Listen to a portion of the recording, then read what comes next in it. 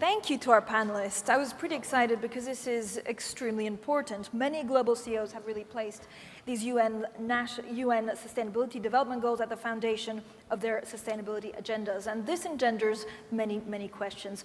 Paul Polman, let me start off with you. Give me the business case in a minute of SDGs. So that's an elevator speech.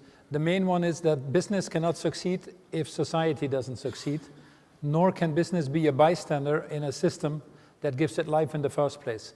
We're seeing inequality go up. We see the increasing effects of planetary boundaries. We see too many people being left behind. It's affecting all of our business models.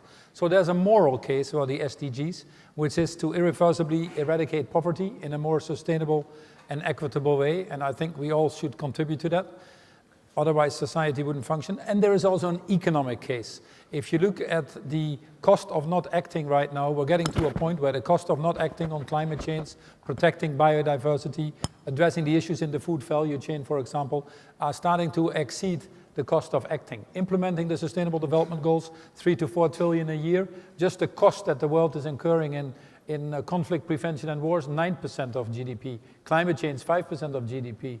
Biodiversity loss, 3% of GDP. So we're getting to the point that the economic opportunities are enormous, and that's probably the best business case for most people. Arif, Naqvi, how many people, how many investors actually want a slice of this? So increasingly, I think more and more people are waking up to this reality because, as Paul said, we're at that point in history where we have more capital available than at any point in history, and we have more business opportunities than at any point in history. And for too long, the debate around the SDGs was around definitional issues and whether it is okay to do good and is there a trade-off between doing good and making money. And the reality is there's actually a trade-on, there's no trade-off. You can do both and do them extremely effectively.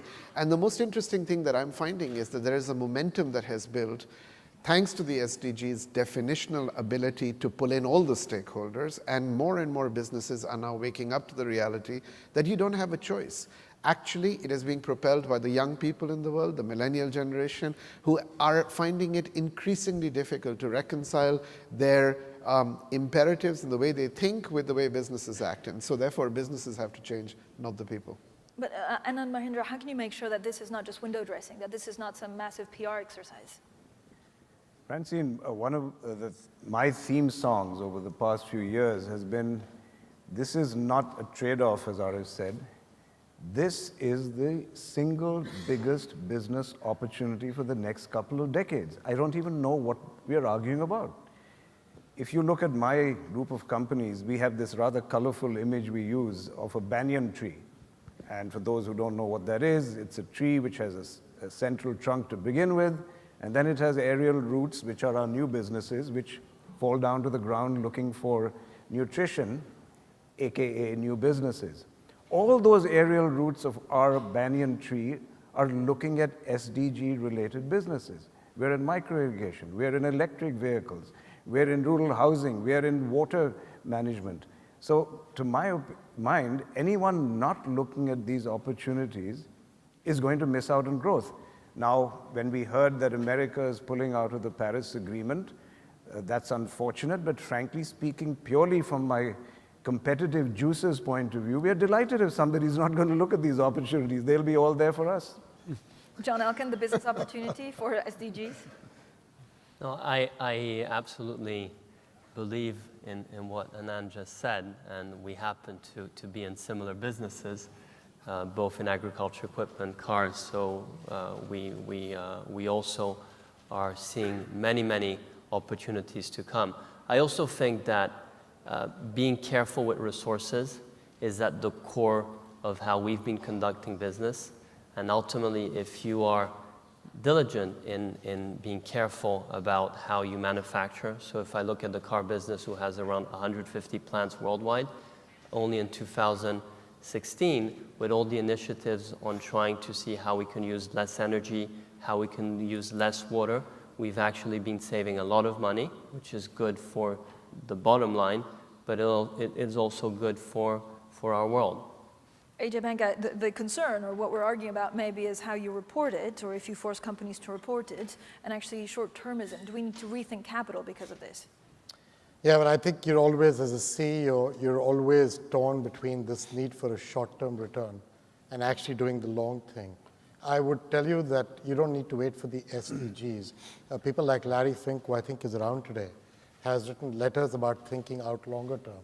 And I admire that kind of approach to business, because I think you only succeed if you have a view that goes out further, which is kind of what all these four guys are saying. I do think that there's one thing about poverty that we need to just understand. Poverty alleviation is different from taking people from poverty to prosperity. If you care about taking them from poverty to prosperity, the business opportunities are enormous. If all you care about is so-called poverty alleviation, it's only the first step of the ladder. And that exposes the idea of not having enough business opportunity. I think you got to think the way Anand is thinking, or the way John just spoke. Think out about this banyan tree, and then it becomes poverty to prosperity as compared to just alleviation. Paul, do we need reporting standards or transparency? Reporting standards. Yeah, so what is obviously difficult is you need to move the financial system, if you want to, or the economic system for reporting solely on financial data, also on environmental and social data. So we call that, if you want to, redefining value. If we put a price on environmental equity, like for example a price on carbon, people will actually start to behave differently. And the same thing for social capital. So redefining value is a big idea. Aviva, with Mark Wilsons, is working on an initiative that we certainly support on how do we integrate SDGs in our reporting. The World Business Council for Sustainable Development has a project called Redefining Value, where we bring in the environmental and social capital, and then individual companies have made their own attempts. The issue here is you need to do it by industry, you need to get the materiality of what you're reporting, the comparability, and there's obviously a lot of discussion going on and a lot of people having perhaps a free ride there as well, undermining the consumer confidence. So the quicker we move to common standards, the better. That's why we applaud Michael Bloomberg's initiative on carbon disclosure, because that's probably one of the right steps, as we know, to accelerate the conversion to green energy. Arif. So you know, everybody here is a CEO, and we're all used to execution, decisions, thinking, and moving on. So I think what you've just said, Paul, this is great. The intent is there, okay? And now we have to start talking about the framework of, you know, indices and reporting and so on. There's one thing that we have to also come to terms with, which is that the plumbing of the global financial system is actually broken, okay? And what do I mean by that? By plumbing, what I'm talking about is the fact that you have $9 trillion of money sitting in what are essentially negatively yielding debt, okay? So fiduciaries of capital are actually guaranteeing the fact that they will lose money, rather than deploying money into areas where there is enormous opportunity and there is scale and things can be done. And at the same time, at a time when we're getting polarized for some reason or the other, the world is getting globalized. And yet, cross-border capital flows, I guess, have gone down 65% since 2007. That's astronomical, right? So what we are missing now are two things. One is a little bit more trust. We're missing trust in the system of what actually makes for good business, good opportunities, and good projects. And the second is a redefinition a little bit around risk, because we continue to look at risk through a very narrow lens that continues to say that if you're going to invest in these businesses, in these markets, you're actually going to have to need a redefinition or a premium on risk. What very few people realize is that the default rate on projects and infrastructure businesses in North America is 8.9%. In Africa, it's 1.1%. Try and figure that one out, right? And so all I'm saying is that the allocation of capital, the directionality of capital needs to come with an arch that needs to involve trust and a redefinition of risk. Ajay? I want to take that trust point to another level as well. I think that one of the biggest problems is that the public sector and the private sector do not trust each other on this topic.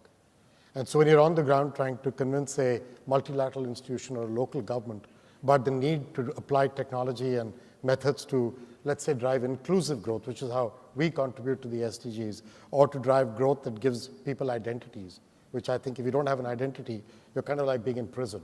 You'll find the first reaction from government and multilateral institutions is, why is this guy doing it and what's in it for him? And after some years of doing this, our company has committed to putting 500 million people into financial inclusion. We're at 330 million and counting. And we'll get to 500 and cross it. You would believe that by doing so, you would build trust. It is an uphill struggle every day, every week. We need to build a trust that says there's not enough money in philanthropy, there's not enough money in governments. To get to the SDGs, we're going to need trillions. We need to divert private sector capital and energy to help with getting this done. But you can't do it. You know, in India, there's a saying, to clap, you need two hands. Well, I need the two hands to work, and that needs trust. Okay, but when they ask you about trust and they ask you, what's in it for you, what do you answer? I've had, again, back to people coming and talking to us, my view is it's in our own enlightened self-interest. We are in the business of killing cash.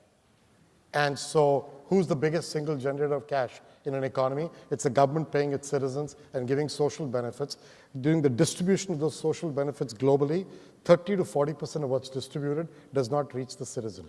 In the NGO world, that's called leakage. In my words, it's called theft. And we can fix it. And we can fix it through technology and transparency. And to do that well, I don't make money out of it. You can look at my P&L. I don't make money out of this. But what I do is I'm changing for generations the attitude towards cash and using an identity and electronic payments to drive transparency and inclusion. That benefits me for 30 years to come, not just 5 years. John, give me an example of a commercial solution that's worked for your company. Well, I think that one example that I can come which relates to other businesses is, for example, in agriculture equipment, we have a very big market share in Brazil, and sugarcane is one of the big agriculture activities there. And the process in sugarcane was extremely difficult and very polluting, and we have been coming up with solutions, product solutions, that on one hand are able to come to the problems that you're facing there. And by solving those problems, they are in effect making process, work conditions, and the economics of it much better. And that would be an example out of many. Anand, do you have an example? And also, where does this need to be decided? Is it at the board level, or does it come from the chairman and the CEO? Let me just go back to the issue of trust, if I may, and about working with the government. There are two planes on which that can work. One is at the granular level, and to give an example, since you were looking for examples, currently we're the only player in electric vehicles in India. And we've just been believers for a while, haven't been making any money, but now the tipping point seems to be reached. But one of the experiments we are very, very sort of interested in and optimistic about is in a city in India called Nagpur, where we are supplying the cars. The drivers have signed on to a ride-sharing company there called Ola, and the government has provided the charging station initially for this to begin. And it's working well, and if it works extensively, then we're going to replicate it. So that's an example of a government stepping in, actively participating. So more than trust, you need a public-private partnership to work, and it can happen. The second plane at which you want government help, and I really don't believe in subsidies at all, because I think these businesses are all profitable, as I said earlier, is you need the leader of the country to give a direction. And let me give you an example here again. When Prime Minister Modi laid out his vision for solar power and wanted to make India a leader in solar power, stated a very clear goal of 175 gigawatts of renewable energy by 2022, 100 of which was solar. We invested. So businessmen look for stability, they look for direction. You don't need that much more if you're just smelling opportunity. So in 3 years, we built a company that is now the second largest builder of solar power plants. We're not looking for subsidies. We were just saying, tell us if that's the track you're going to follow. If you're going to do that, there's money to be made. There is going to be a return. So those are both the levels in which I've personally experienced trust with the government, and I think those two planes have to be pursued if you're going to get opportunity. Arif? You know, Anand, where you're going with everything that you said is stakeholder engagement. And I've often said that you cannot be an island of excellence in an ocean of turbulence. And what we're seeing out there is a lot of frothy water. So more and more people need to come together and need to understand that it is only when we work in alignment with each other with a stakeholder approach, not just the idea of making money, which are shareholder returns. So going back to what Ajay said a little bit as well, you need to go more towards the long term. You need to focus on what people like Paul are practicing in public markets very bravely by saying, we're going to change the way in which things are done. So what I'm trying to get at is that all of us need to focus that it is not business as usual, and we don't need to have business as usual. We need to redefine the paradigm that we're going to be facing going forward, because it is going to be a different world. Technology is going to disrupt the world, the way in which politics disrupts it anyway, and so on. So we need to start thinking out of the box. Again, I call it partnership capital. And since everybody is giving examples from their businesses, we launched a business about 1.5 to 2 years ago around the healthcare space, where we put a fund together with the partnership of the Gates Foundation, with Philips, with Medtronics, with the IFC. So it was not about my firm, Abraaj. It was about the reality and totality of all the players in that ecosystem and space. And collectively, what we have managed to create are solutions that are going to affect 300 million people across Africa and the subcontinent. That's called result. And at the same time, you make money. If I could just come in for a quick minute, because, you know, I might leave behind an impression that I'm completely mercenary, No, no, looking only for returns. But to be very honest, I'm through with ticking the boxes in a corporate sphere. That's not what brings change. In my personal philanthropy, I can take a very long-term view, and that's my business. So along with the Michael Susan Dell Foundation, I'm a big player in distributed water, and I don't look for return. But if I talk about stakeholders, the more we talk about the long term and we say, Ajay, I'm not making more money at this and I'm doing it for the long term, nothing is going to change. That's why I'm saying my only anthem is, look, there's money in this. When businessmen see money in it, you're going to see change. And as I said, at the risk of sounding mercenary, but when you want change, you want return. Absolutely. What I give personally is my business, and I will take a very long-term view. Absolutely correct. Oh, the good thing is that that is now increasingly accessible to everybody. And in the area of energy, for example, you can see that increasingly at the country level or regional level or a city or state level, you can get your green energy and be cheaper out. We've moved all of our energy in Europe and the US to green energy. I never had a proposal with a payout requirement or with a payout of more than 3 years. So they do pay out. What we get excited about is there are some things you do on a corporate level, going to green energy, running your factories with zero waste, treating your people well in the value chain, and they actually make good sense in terms of reputation or in terms of productivity or attracting the right people to work for you. But increasingly, we put our brands to the service of the SDGs. And linking each of our brands to the relevant SDGs is really making these brands relevant for society. So Lifebuoy, which is a brand in hand washing soap, has a mission to reach 1 billion people more and teaching them the hand washing. That brand is growing double digit because they are in touch with the relevance of society. A brand like Domestos on toilet cleaning is trying to attack the issue of open defecation, which you have 1.5 billion people. By building more toilets, they're in touch and they're actually growing their brands faster.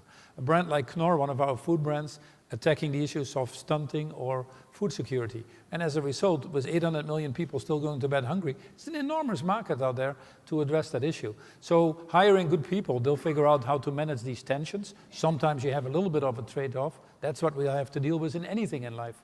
But my answer is very simple. We are willing to make investments now for factories that pay out in 5 years or later. We are willing to invest in people that pay out in 25 years. What we're talking here about actually is very sane investments for the future of humanity. And yet we have to argue and defend about it. We should spend more time getting people on the panel and asking them why they're not doing it. That would be an interesting panel, in my opinion. Yeah, but we'll do it for next year. John. Yeah, I mean, I think from a different viewpoint, what is interesting is the constraints. And one is always somehow against constraints, and you have more regulations and you have more targets to meet. And I think those are very helpful. And especially in companies like the ones we have, which are engineering-based companies, people love to solve problems. And I'm just seeing how many new inventions we're doing, how many new problems we're trying to tackle. So rather than looking at it in a heavy way and somehow why shouldn't other people do it, I think we should be very positive in saying there are these issues and we're going to confront them and we're going to make very stringent objectives, and to work to those objectives will actually come with very clever solutions. So for example, electrification seems to be now the solution. The reality is electricity is being mainly done by burning fossils, of which 40% coal. So there are also other ways than only electrification, which is one way. There is natural gas. There is many different ways in which we can solve these issues. And I think that's what we need. And to some extent, more stringent we have goals to achieve, better we'll get to them. And I just want to come back to one thing. I think using energy, using resources carefully and trying to optimize them at the end of the day is very important. And everyone can do it. Every organization can do it. Ajay. So Paul's company and mine are actually doing something interesting for extending the ability for small businesses in Kenya, to start with, to get access to digitizing their entire system, from buying commodities to being able to get access to credit. What we're doing together is using technology and getting them to record their payments on an electronic way so that they can go to a bank and say, you can see I have this much revenue every day. And the bank can make a better decision on lending. And when they lend that money, they can use it to buy Paul's Lifebuoy and Surf. And I, on the other hand, by their using it, make money from their transaction. The bank makes money, the SMEs are happy. That, to me, is a business opportunity that is connected to our core competencies. And what I'm trying to get at here is, the moment you look at the SDGs and the issues around them, and you figure out what all of us are saying in different ways, is you take our core capabilities and you build them as business reasons to attack those issues. You can get to, as I said, from poverty alleviation to path to prosperity, it becomes a business, as compared to philanthropy, which is useful and very important, but not the way we are discussing it. That's what I'm trying to get at. There is a way to make money out of this the right way, in a sensible way, but also make the place better for all of us for the next 30 years. That's the logic. I'm almost running out of time, actually, so I'm just going to ask you the same question to everyone. In terms of priorities, how should SDGs be seen compared to other priorities for a company? Ajay. Well, I believe that if you have the perspective that you need this to be critical for your future, that is the only way to make a difference. I consider them to be one of the ways of defining the goals of my company. I don't think it's an either or. You got to do it. John? I think it's part of the way at least our companies work. So it's not goals to be met. It's really part of how we function. Anand? Well, just to go back to the image I started with, the banyan tree, those aerial roots are reaching out for businesses which are about SDGs. So I'm just a student of reality. I don't even see the conflict. We are just those roots are reaching out, and that's the biggest opportunity of the next decade. But you must see the conflicts in other companies, right? You can't assume that everyone has such a clear vision as this. No, I'm certainly not assuming that. I'm just speaking for myself, Francine. Arif? So not everyone can change the world, and the reality is change your company. Work within your ecosystem and bring the implementation of what SDGs. SDGs, it's great to say it is as a hypothetical or philosophical area, but these are just common sense principles by which we all live our life. And the most important thing is if you can create a corporate environment where the culture and the DNA integrates this thinking entirely, then what is going to make Anand the most popular CEO in India, and which he probably already is not the success of the business, but the fact that people want to work for him. Young people want to work for him who actually subscribe to those principles, and that is what creates corporate culture. That's how we're going to change the world. How long does that take? Not too long, actually. When people see it coming from below, and when people see it, new people joining who say, this is where I want to work, and they see the CEO and the chairman and the board espousing the same principles, then what you find is it's an unstoppable momentum. Paul? Yeah, the reason I got involved as one of the members of the high-level panel developing the goals, and why I'm still an SDG advocate and proudly wear the pin, is because I felt that at a time that global governance is at a low point, that's probably the only opportunity that we have of a moral framework to work together and to have something that we can all aspire to. I've never met a CEO who wants more unemployment, more air pollution, or more people going to bed hungry. Then the question becomes, in terms of priorities, what do we want to work on? Because we're clearly not achieving the goals with the speed and with the scale that we needed to move this world forward. And there you have to really put the priorities on changing the boundaries that drive our behavior. How do we move to more integrated reporting and make financial environmental and social capital equally important. How do we move the financial markets to the longer term? How do we decarbonize the global economy? So these are important things. Well, the financial market, moving the financial market to the longer term, for example, requires a change of incentive systems in the financial markets, requires a change in the way CEOs are compensated or boards increasingly put pressure on, requires a clarity on what the fiduciary duties of companies are, and probably some regulatory interventions as well. But that would be one of the frameworks that you have to change, because if we don't put priority now on changing the frameworks in which we operate, we will never get the right behavior to achieve the objectives that we need to do. Take capitalism. There's nothing wrong with capitalism, but we're asking a capitalist to optimize the return on capital. And some people are mighty good at it, but it clearly excludes increasingly more and more people. Now, if we ask a capitalist to not only maximize the return on financial capital, but also on social and environmental capital, they're the best place to do this. So moving these systems, moving these boundaries broader, drives that behavior that we need to achieve these goals, and that's probably the best contribution that we can make as leaders. And that requires us going out of our comfort zone, definitely out of our comfort zone.